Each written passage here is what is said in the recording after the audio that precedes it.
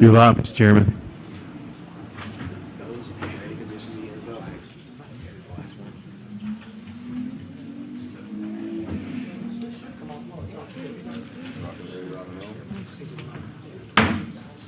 All right, I'd like to call this Committee on Finance to order, and we will start with the invocation, and I will ask that, number one, before we do the invocation, Counselor Long has some family members dealing with some medical issues, so make sure to keep them in your prayers. And I'll actually offer the invocation myself. I always put it off on other people, so I'll do it. Let's pray. Thank you. Dear Lord, thank you so much for this day. Thank you for the opportunity to gather and do the business of the citizens of Greenville County.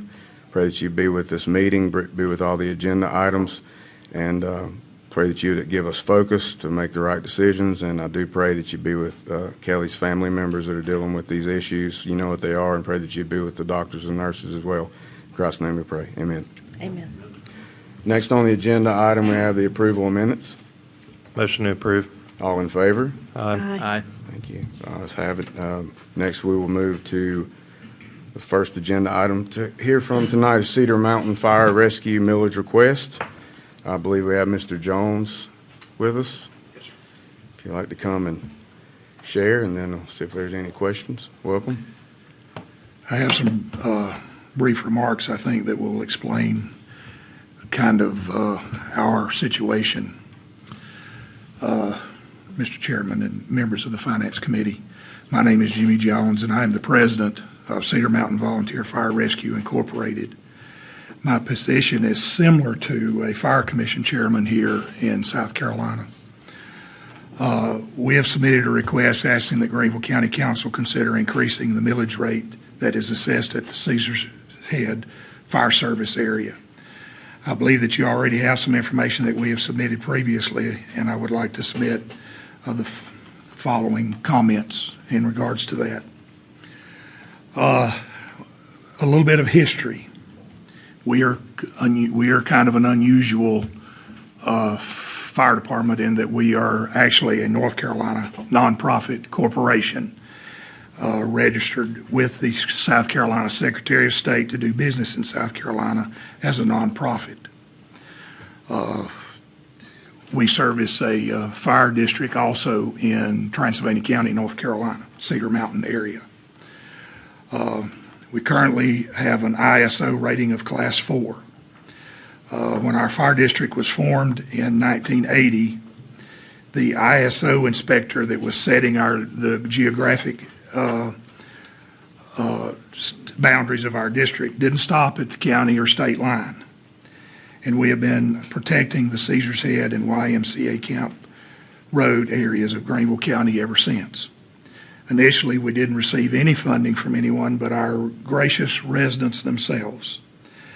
First, as a simple donations that we solicited, and then from the residents through contractual agreement. Eventually, working with several of our residents, the Caesars Head Fire Service area was approved by Greenville County Council. The primary reason for Cedar Mountain Fire Rescue serving this area is that it falls within our 5-mile jurisdiction limit. And on a side note, I want to emphasize that the property owners there have supported us tremendously over the years. We are being affected the same as everyone else by the economy. Costs of just about everything are steadily increasing. While our call volumes have decreased recently because of the COVID and the closures due to the hurricane and Persimmon Ridge and Table Rock wildland fires, they are gradually inching back up. I want to point out that Caesars Head State Park comprises approximately 1/3 of our district, and the complexity and amount of time that we spend in that area haven't decreased. In fact, it may have increased.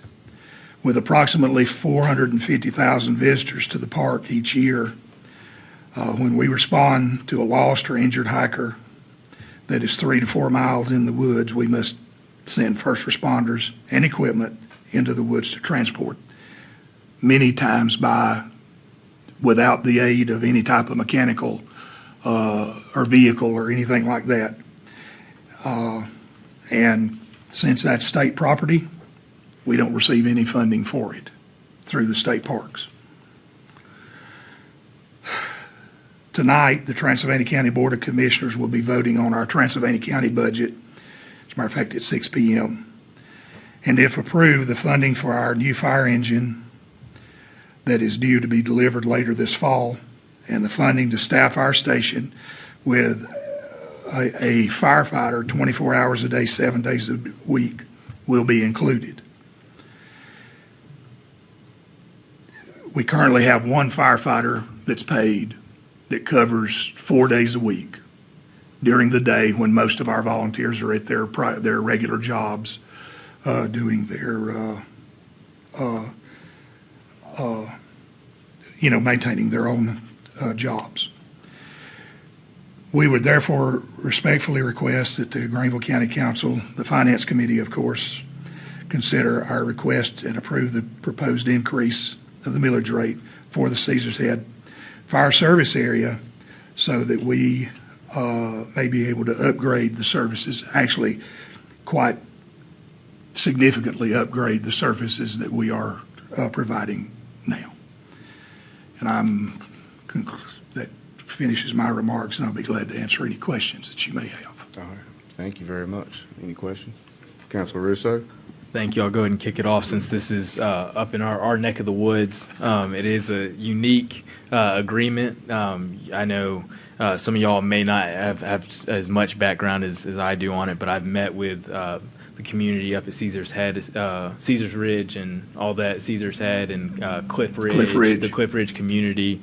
Very, very supportive of you guys and have spoke just so highly of the service that y'all provided that area, especially during the hurricane and everything that happened there. I know you guys were stretched thin as so many other departments were. Y'all run a really tight ship. I've seen it. I've met with you guys, and you guys have done a great job, not only adhering to everything that North Carolina has, everything that South Carolina has, and Greenville County's been really supportive of you guys over the years, and I would say, I definitely support continuing the support that we've been giving them. They've done a great job up there, and it's a very unique area to respond to as well, just with the area being in the mountains. It's a tough area to respond to for fire departments like you guys, and having one guy, full-time guy, that's tough. So I know a lot of departments are like that in that area. So just wanted to make those comments. They have all the information. Like I said, they adhere to North Carolina and South Carolina regulations. So they run a really tight ship. Thank you very much. Mr. Chair, Councilor Farmer? what upgrades are you looking to do? Obviously, the staffing 24-hour a day is the biggest upgrade that we would do. We would use any increase, we would predominantly use it for that purpose initially. We also, like I mentioned, we have a brand new fire engine that we ordered 3.5 years ago, just over $700,000. And the part of that increase would go to help pay for that as well. Okay, cool. I spent the first 8 years of my life living up there, so I'm with you. Thank you. And I guess the only question that I had is, and it may not be related at all, but with the wildfires and everything that happened, was that another reason why you realized you probably needed to? Oh, yes. To enhance that some? We were in a kind of a unique position with the wildfires. The contrary to popular belief, the Polk County and Henderson County wildfire had, the only thing we probably saw from it was smoke.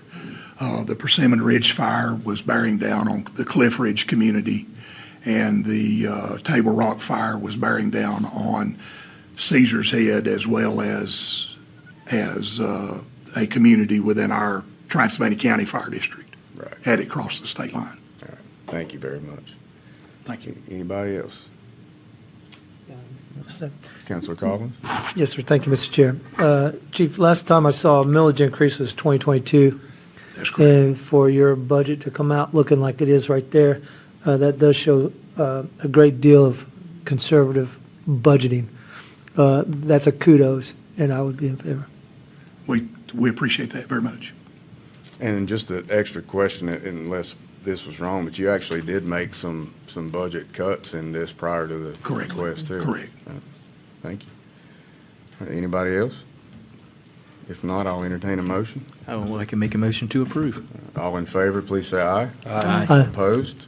The ayes have it. Thank you very much. Thank you, Chief.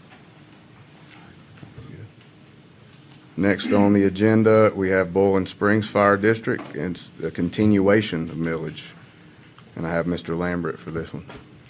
Yes, Mr. Chairman, this is a continuation of the Boiling Springs, our current millage. By state law, there's a cap max of 20 mills that they've been operating over. So just to maintain the current millage, and not asking for an increase, but just to maintain their current millage, it needs to be approved by council through resolution. And Chief Graham is here as well, if y'all have any questions. All right, sounds good. How you doing, Chief Graham? Good to see you again. Any questions on this one? No, I would just like to say that this affects my district, so I'm in support of the continuation of the millage because no one has reached out to me and said that they're upset with it or anything. All right, thank you. Anybody else? Entertain a motion on this. Make a motion to approve. Thank you. All in favor, please say aye. Aye.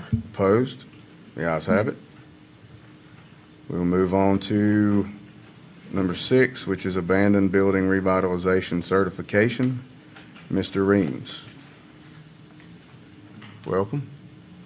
Thank you, Mr. Chairman. Appreciate the chance to be here. I know this body is familiar with abandoned building tax credit certifications. You've got a few of them on the agenda tonight, and I've appeared before you on previous matters. So thank you for the chance to be here, and as I've said before, thank you to Mr. Antley's office and Mr. Lambert for the assistance that they provide in lining all of these up.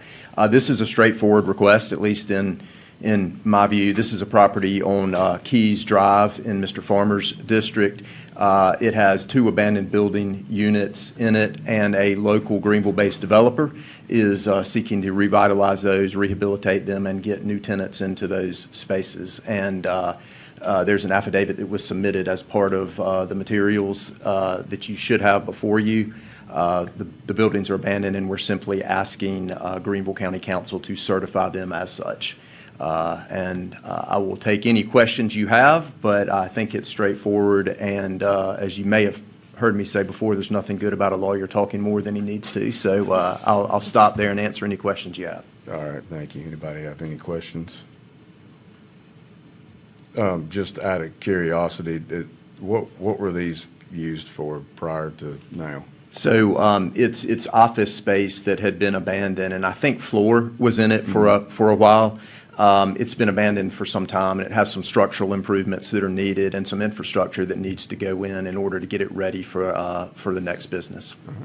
Thank you. Anybody else? Entertain a motion on this one?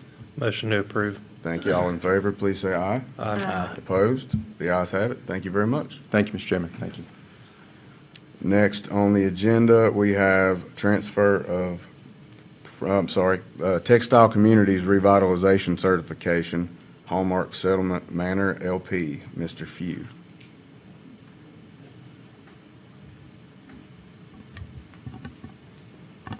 How you doing? Good. Good. Hope everybody's surviving the heat. So far. I'm Richard Few with the Parker Poe Law Firm in Greenville, and I'm here representing Hallmark Settlement Manor in connection with its request for a resolution to approve its project site as an abandoned textile mill site. The site is out near White Horse Road, near the old Falk Fur Company, which did some sealskin processing to make clothing back in the 50s and 60s, but then shut down about 20 or 30 years ago, and it's been kind of an eyesore out there. And I have with me tonight Thompson Curry with the company. They are proposing an affordable housing project, and he's glad to answer any questions y'all have about the project.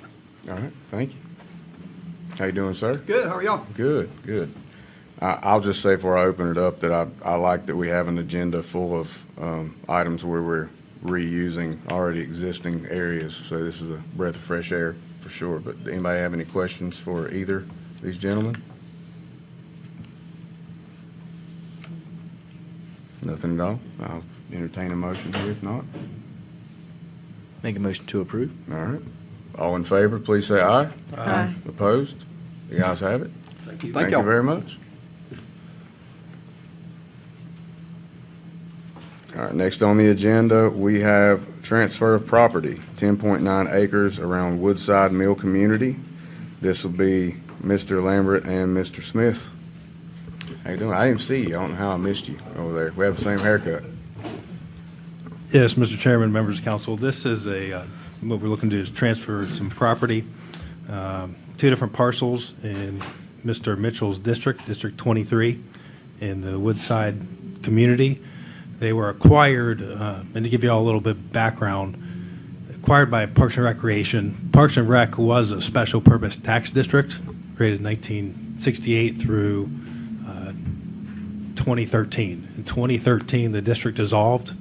This was some of the assets the district had at the time and became a department of Greenville County. So Greenville County absorbed all the assets and liabilities at that time.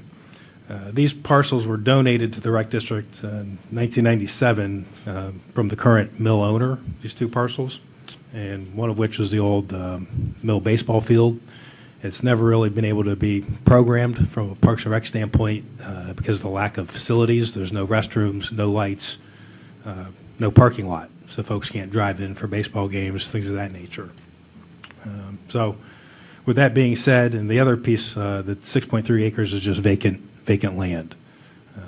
So we thought it'd be in the county's best interest to work with GCRA and partner with them. They've done a great job with some other projects, namely up in Slater Marietta area. They did some work up there several years back with some surplus properties that we had. So I figured this would be a good use for those properties. And Mr. Smith is here as well to answer any questions you may have. All right. Anybody have any questions on this one?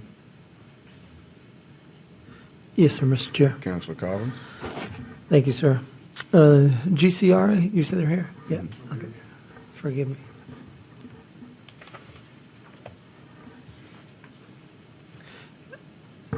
Thank you, sir. Yes, sir. I just have a couple questions. Sure. What is do you have an approximate number of how much vacant land that you have?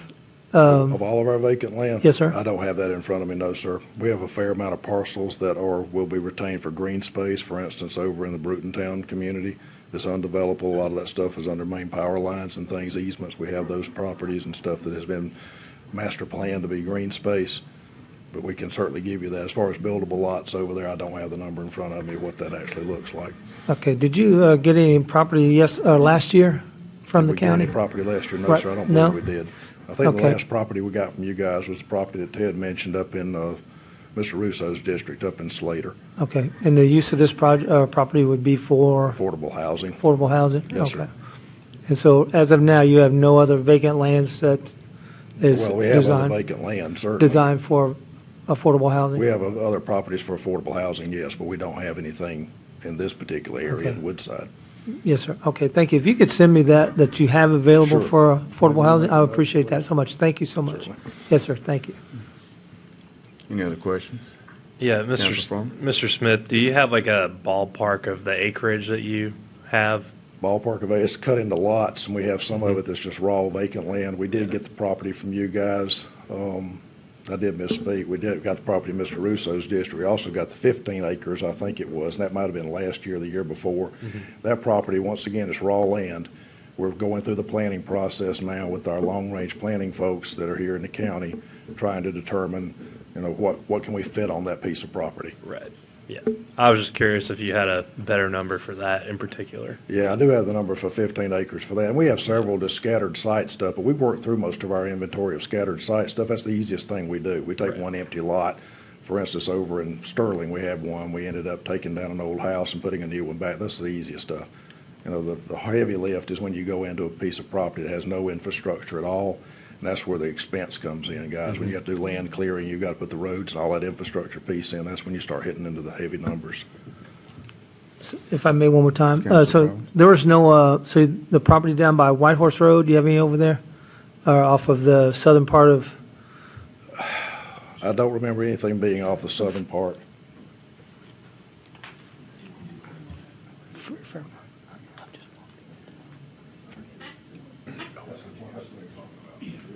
Yeah, that's the one off South 291. Okay. That's the 15 acres. Yeah, that's the 15 acres off South 291. okay, yeah, that's what I was alluding to. That's the big Yes, sir, parcel. no, That's you're why I just fine. mentioned- yeah. Yes, sir, I just want to Yeah, make that's the one sure. I mentioned that we're just now getting. There's no infrastructure. It's basically what tar and gravel road going to the summit there. And we're just now in the process of trying to clear out, see what we can actually do with it. Okay, so you have no future prognosis for that property yet, as Well, of yet? We're getting close. We're working on it. We're planning Yes, it. sir, We're I trying to understand. get some linear stuff. I still got to get it surveyed. We got to cut it into individual pieces. Like I say, we're working with the long-range planning folks to try to figure out just what will fit up here. Yes, sir. We envision a lot of parts with that, where we may have single-family detached, we may have a multifamily component, we may even be able to get a commercial piece up on top of it. So we're looking at all those Okay, parts as so- we plan it. So the 15 and the 10, so that would totally roughly about 26 acres plus or minus the fringe on the side? Sure. So in the last 2 years. Okay, just want to make that for the record. Right. Thank you. Thank you, sir. Any other questions? I have one, but all right. This is just out of curiosity of looking at the maps, and I think we had spoke about this before, but how do you navigate building on a property that's so close to, I guess, between is it rail and the Reedy? Is there anything special that goes into that? Well, there's a lot of moving parts to it. We go in, part of that property will be in a floodplain. And so we're working with the conservation folks to establish a conservation easement where it'll never be used for anything but green space. Some of that stuff we may be able to work with United Ministries, and they've got a program they would like to maybe work out there if we can figure out a way to put that into a piece of that. It's not going to be impacted by the rail noise. And so we'll have to pass sound studies, and we'll figure out what that piece is. We'll do all that stuff as well. We've got to make sure we stay out of the floodplain. Right. All those pieces. We did do a phase one on it with an EPA grant to make sure there wasn't any underground tanks, there's not any other kind of stuff, so we wrestle with that piece, and we've got all that cleared enough to say, yeah, we can take it over. Woodside's in a historical district, so we have to work with the historical folks because the bleachers and the dugouts still exist over at the ball field. It's an attractive nuisance. So we've had to work with the environmental piece to make sure that the homeless folks don't decide to go camp out and turn that into something that's going to be, unsanitary for them and anybody else. And we'll have to deal and manage with that piece too.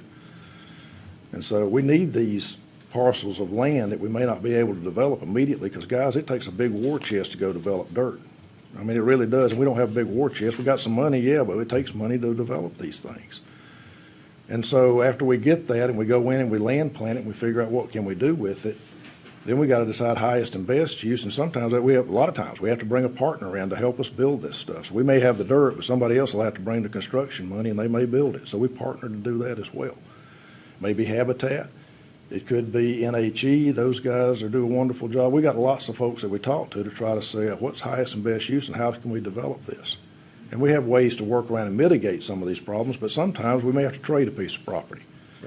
We may say, okay, the private sector can do this over here where I'm constrained and they have a little less constraint. So I'll swap it for a piece of property I may be able to use better for that.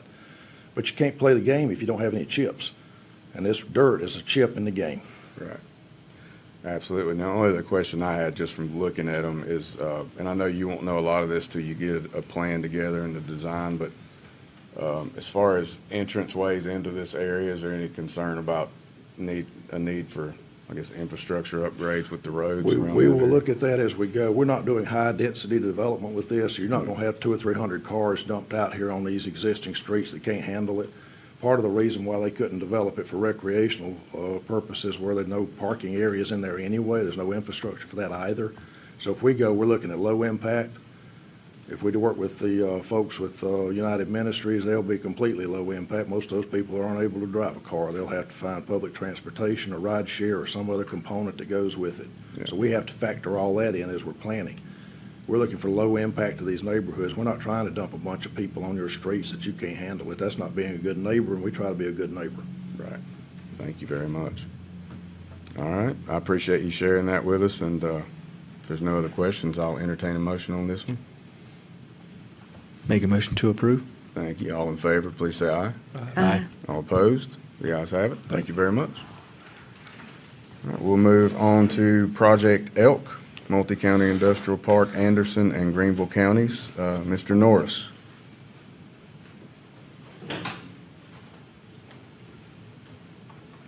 While he's walking up, I just wanted to remind y'all, this is an Anderson County property, so Right. we're the 1%. I figured you knew that. Yeah. Yep, glad to answer any questions. This is property in Anderson County that's already had its incentives improved. This would just approve adding it to the Greenville-Anderson 2010 Multi-County Park. Perfect. Everybody understand that? This is one where we get the smaller percentage, and it's, all right. If there are no other questions, I'll entertain a motion on this one. Motion approved. All right, thank you. All in favor, please say aye. Aye. All opposed? The ayes have it. Thank you very much. Good to see y'all. You as well. All right, and next, we will be going into executive session, I believe. What's that? Make a motion to go into executive session. I'll let Chris. Yeah.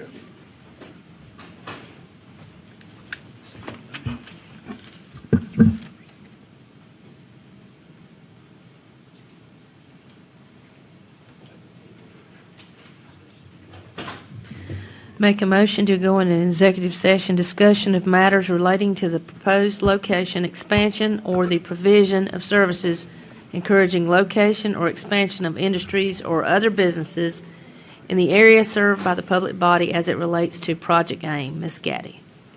Thank you. All in favor of the motion, please say aye. Aye. Opposed? The ayes have it.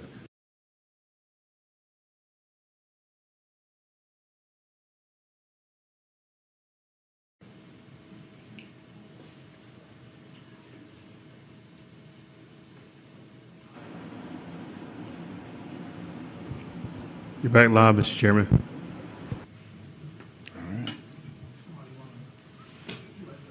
Probably want to let somebody outside know real quick.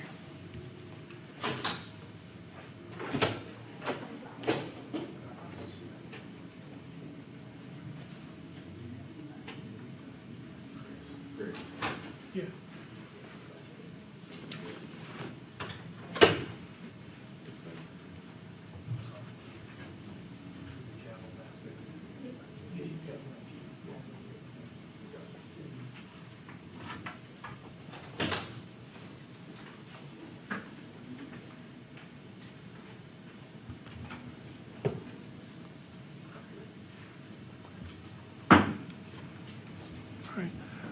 Thank you, Mr. Chairman.